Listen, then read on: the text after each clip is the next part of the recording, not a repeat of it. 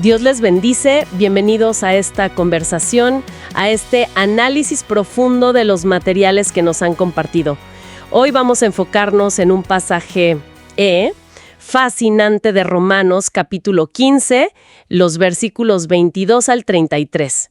Y lo haremos apoyándonos en un estudio detallado basado en un mensaje del pastor Miguel Núñez. Así es, un pasaje muy rico. El corazón de lo que queremos explorar hoy es la providencia y la provisión de Dios. Lo veremos a través de los planes de Pablo, los obstáculos que encontró y esa fe suya, inquebrantable. ¿Cómo guía Dios nuestros caminos?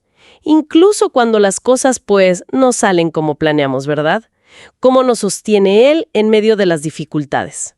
Vamos a tratar de desentrañar esto juntos. Exactamente. Veremos cómo Pablo, a pesar de sus deseos, de sus planes, que eran buenos, como visitar Roma, él siempre reconocía esa mano soberana guiando todo. Su ministerio, su vida, se sujetaba a la voluntad de Dios. Y vamos a indagar qué significa realmente confiar en esa guía divina, sobre todo cuando las cosas se ponen difíciles. Empecemos por ahí, ¿te parece? Por esos planes de Pablo. Él tenía un anhelo y dice que de muchos años por visitar a los hermanos en Roma. Lo leemos en Romanos 1 y lo repite aquí en el 15. Pero él mismo dice algo que llama la atención.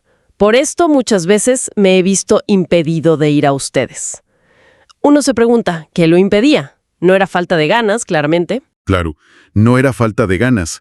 Y aquí es donde el análisis que revisamos introduce ese concepto clave, la providencia de Dios. Se define como ese control soberano, continuo, que Dios ejerce sobre absolutamente todo. Y un punto importante es que esta guía no siempre es, con milagros espectaculares. Muchas veces es a través del ordenamiento de eventos naturales, de circunstancias, de las acciones de otras personas. Todo para cumplir su voluntad perfecta.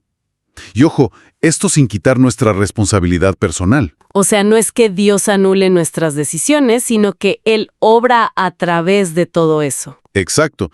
El material usa el ejemplo de Balaam, ¿recuerdas? Dios quería detenerlo. Podría haber usado una enfermedad, un accidente, salteadores, pero usó una burra que habló. Lo importante es que cualquier medio, sea natural o extraordinario, hubiera estado bajo la dirección providencial de Dios. Su propósito se iba a cumplir. Y Pablo parece que esto lo tenía muy asimilado. Entendía que quien lo mantenía ocupado en otras regiones, predicando donde Cristo no era conocido, cumpliendo su llamado a los gentiles y por eso, retrasando su viaje a Roma, era Dios mismo. Es fácil pensar que los impedimentos son solo eso, ¿no? Obstáculos, molestias. Pero verlo como la mano de Dios que reorienta, que marca el tiempo correcto, eso cambia todo. Totalmente. Pablo sabía que no se pertenecía a sí mismo. Por eso su oración constante era que, si era la voluntad de Dios, finalmente pudiera ir a Roma. No imponía su plan, lo sometía. Ahora, antes de Roma, o incluso de su meta final que era España, Pablo tenía una tarea inmediata, una prioridad: llevar una ofrenda a los creyentes necesitados en Jerusalén. Lo dice en Romanos 15, versículos 25 y 26. Sí, su itinerario era claro. De Corinto, donde probablemente escribe esta carta, iría a Jerusalén, y después pasaría por Roma camino a España. Imagínate la logística de un viaje así. El análisis menciona unos 4.800 kilómetros, con los medios de esa época. Era una empresa enorme. Enorme. Y esa ofrenda no era algo secundario, ¿eh? Tenía un peso teológico y práctico tremendo. Venía de iglesias gentiles, de Macedonia y Acaya, lugares que Pablo había evangelizado. Y estaba destinada a los creyentes judíos en Jerusalén que pasaban necesidad, pobreza. Pablo no lo presenta como una simple caridad, fíjate. Habla de una deuda. ¿Una deuda? Esto es fuerte. Sí, es fuerte. Su argumento en Romanos 15:27 es potente. Los gentiles recibieron las riquezas espirituales, el Mesías, las Escrituras, los apóstoles, todo venía del pueblo judío, a través de Israel. Por lo tanto, era una obligación moral que ahora les sirvieran con bienes materiales. Entiendo. No era solo ayudar, era reconocer un vínculo, una responsabilidad mutua. Exacto. Y además, el contexto histórico que recuerda el análisis es clave. Había una hambruna fuerte en Judea por esos años, alrededor del 58 después de Cristo, así que esta ayuda era vital, literalmente para la supervivencia de muchos hermanos. Pablo se sentía responsable de entregarla a él mismo. Quería asegurarse de que llegara bien. Y supongo que también era una forma práctica de tender puentes, ¿no?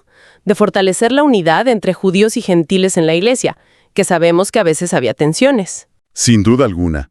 Era una demostración tangible de amor, de solidaridad que iba más allá de las barreras culturales. Un testimonio vivo del Evangelio que los unía en Cristo. Hablemos de los que dieron esa ofrenda, porque el ejemplo es increíble. Nos dice mucho sobre cómo Dios provee a través de su pueblo. Las iglesias de Macedonia, Filipos, Tesalónica, Berea.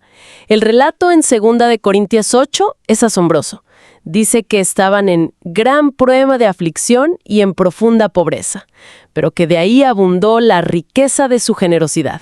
Es casi paradójico, ¿verdad? Totalmente. Dieron voluntariamente según sus fuerzas y el texto dice que incluso más allá de sus posibilidades.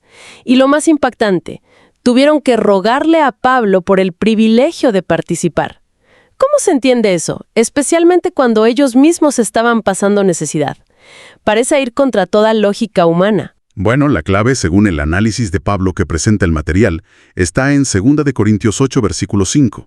Y no como lo esperábamos, sino que primeramente se dieron a sí mismos al Señor, y luego a nosotros por la voluntad de Dios. Ahí está.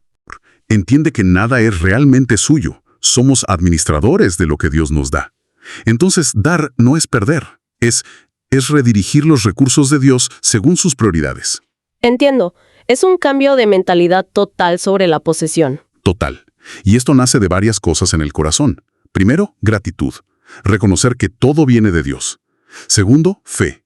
Fe en que Dios es el proveedor. El estudio menciona a la viuda de Sarepta, ¿no? Dio lo último que tenía, confiando, y Dios multiplicó. Sí, un ejemplo poderoso de fe en la provisión. Y tercero, entender los propósitos eternos de Dios. Saber que invertir en su reino vale infinitamente más que cualquier cosa terrenal. Es muy importante la distinción que hace el material aquí, porque contrasta esta motivación bíblica, este dar por fe y gratitud, con lo que a veces se escucha del llamado evangelio de la prosperidad. Sí, es fundamental esa aclaración. Este enseña erróneamente que dar es con una inversión para obligar a Dios a devolverte más dinero. El análisis es muy claro al decir que eso es una herejía, una distorsión total. Totalmente. La motivación correcta es el amor, la fe, la gratitud, no la codicia disfrazada de espiritualidad. Se citan dos frases muy buenas en el material. Una de John Wesley.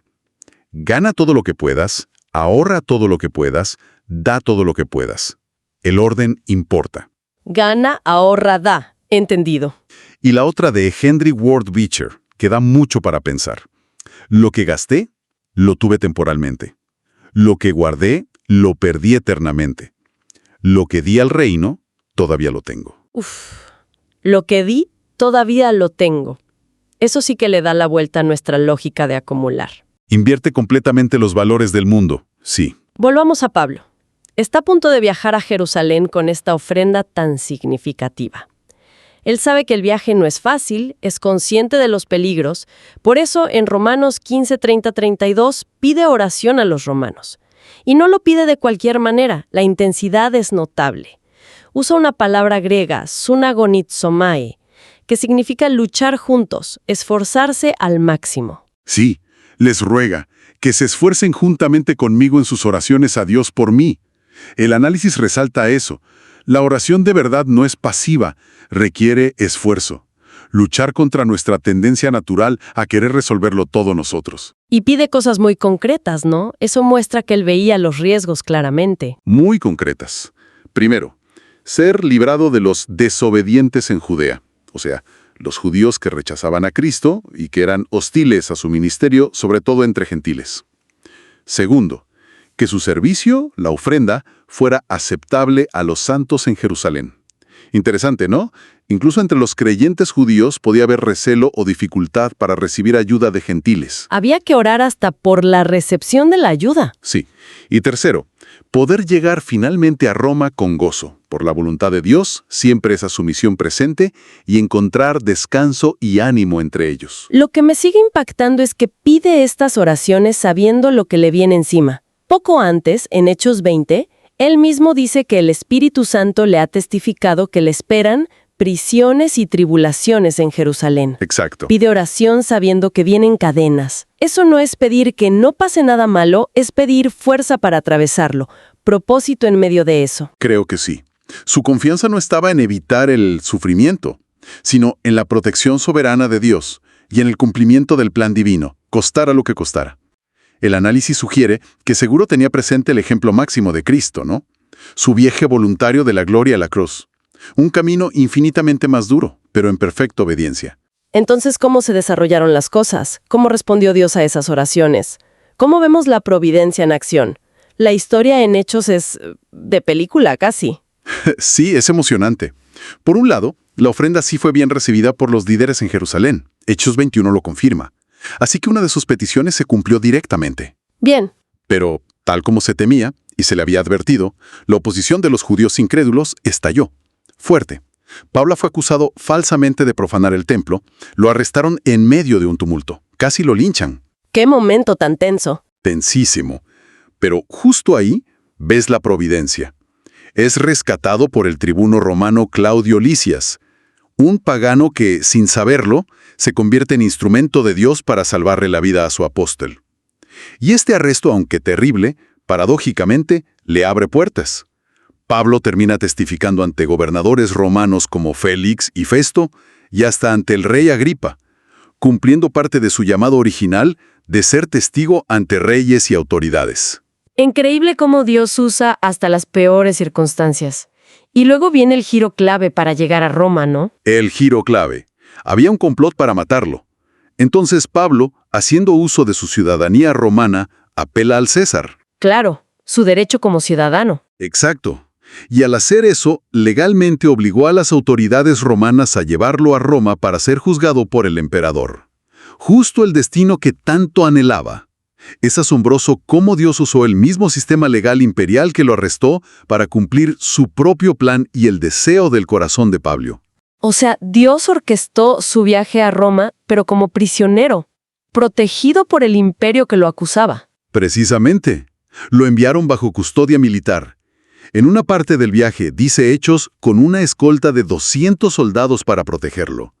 Dios usando estructuras humanas, incluso hostiles o indiferentes, para llevar a su siervo a donde él quería. Y al llegar a Roma, ¿qué pasó? ¿Se cumplió su deseo de ministrar allí? Se cumplió, pero de nuevo, a la manera de Dios. Estuvo bajo arresto domiciliario 2 años, sí. Pero Hechos 28 nos dice que tenía una libertad increíble. Recibía a todos los que iban a verlo, predicaba el reino de Dios y enseñaba sobre Jesús abiertamente y sin impedimento. Las oraciones fueron contestadas de forma poderosa, pero siguiendo el guión soberano de Dios, no necesariamente el que ellos hubieran imaginado. Es inevitable pensar en esa lista de sufrimientos de Pablo en 2 Corintios 11. Naufragios, peligros, hambre, frío. Es abrumador leerla. Y sin embargo, cuando lees sus cartas, como este pasaje de Romanos, no encuentras amargura, ni queja, ni victimismo. ¿De dónde sacaba esa paz, esa fortaleza? El análisis es claro, de su confianza total en la providencia de Dios. Usaba cada circunstancia, por difícil que fuera, para un propósito más alto, su propia santificación y sobre todo el avance del Evangelio. No es casualidad que justo aquí en Romanos 15 llame a Dios el Dios de la paciencia y de la consolación, el Dios de esperanza, y termina llamándolo el Dios de paz. Paz en medio de la tormenta, literalmente. Exacto. Y es vital entender qué paz es esa. No es la ausencia de problemas. Pablo los tuvo todos. Es esa paz interior que, como dice Filipenses, sobrepasa todo entendimiento. La que Cristo prometió. En el mundo tendrán aflicción, pero confíen, yo he vencido al mundo. Es una paz que puede estar ahí firme, aunque todo alrededor sea un caos, porque está anclada en la victoria de Cristo y en la soberanía del Padre. Y la clave para vivir esa paz parece ser entonces aceptar la voluntad de Dios. Aceptarla, como dice Romanos 12, como buena, agradable y perfecta. incluso cuando no la entendemos o no nos gusta. Sí, ahí está el meollo. Se podría contrastar la obediencia de Pablo, sumisa y confiada, con la de Jonás, ¿no? Jonás obedeció al final, pero a regañadientes, amargado con los resultados que Dios trajo. Pablo confiaba en el proceso y en el resultado, aunque fuera doloroso. El material incluye una anécdota, ¿verdad? Sobre una iglesia y una taberna. Ah, sí, es una anécdota curiosa, pero ilustra un punto importante. ¿Creemos de verdad en la práctica, en la soberanía de Dios que decimos creer? Cuenta de una iglesia que oraba mucho para que Dios hiciera algo con una taberna muy ruidosa y problemática que tenían al lado. Un día, ¡pum!, cae un rayo y destruye la taberna. Vaya, el dueño, que era ateo, demandó a la iglesia, diciendo que sus oraciones habían causado la destrucción. Lo irónico fue que, en el juicio, los de la iglesia negaron que sus oraciones tuvieran algo que ver. No puede ser. Y el juez terminó diciendo algo como, «¿Qué caso más raro? Tengo a un ateo que cree en el poder de la oración y a cristianos que parece que no». Uf, eso sí que da que pensar, ¿eh? Sobre la coherencia entre lo que decimos creer y nuestra confianza real en el poder y la soberanía de Dios. Exacto. Nos llama a mirar hacia adentro.